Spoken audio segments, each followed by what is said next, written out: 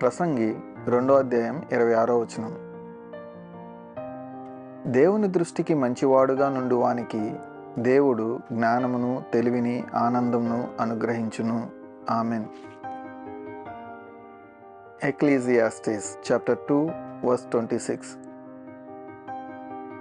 To the man who pleases him, God gives wisdom, knowledge and happiness. Amen.